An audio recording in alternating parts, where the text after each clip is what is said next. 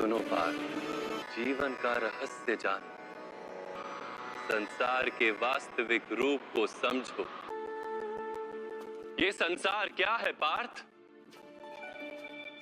मानव, दानव, पशु, पक्षी, जंतु, कीटक, मत्स्य, वृक्ष, ये सब कैसे बनते हैं? किन पदार्थों से इनका जन्म होता है? कैसे चलते हैं, कैसे जीते हैं? मृत्यु कैसे होती है इनकी? और मृत्यु के पश्चात क्या होता है? इस रहस्य का विचार करो। मनुष्य की देह मिट्टी से बनी है माधव। जल उसमें रक्त आदि बनकर प्रवाह करता है। अग्नि देह को तापमान देती है और देह में रिक्त स्थानों में आकाश प्रकट होता है। अर्थात धरती, वायु, जल, अग्नि और आकाश, इन पंच महाभूतों से ही शरीर का निर्माण हो। अर्थात महामहिम गुरु द्रोण पृथ्वी, जल, वायु, अग्नि और आकाश से अधिक कुछ भी नहीं। धर्म ज्ञानी भी पंच महाभूत का जोड़ है और अधर्मी भी।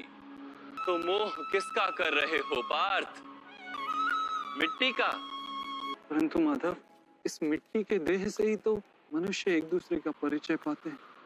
सारे संबंध इस मिट्टी के देह से ही तो होते हैं। नहीं पार्थ, यदि ये सत्य होता तो मृत्यु के पश्चात देह को नष्ट क्यों किया जाता है?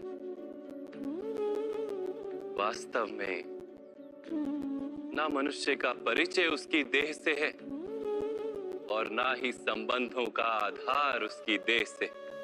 मनुष्य का स्वभाव, उसके बर्ताव और उसके कार्य उसका परिचय।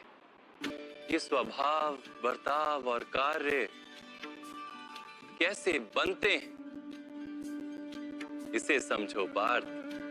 मनुष्य जीवन केवल 20 दृश्य और अदृश्य पदार्थों का मेल है पार्थ, किंतु फिर प्रत्येक मनुष्य के स्वभाव तथा कार्य भिन्न भिन्न प्रतीत होते हैं। इसका कारण है सृष्टि के 3 गुण, तमस, रजस और सत्व।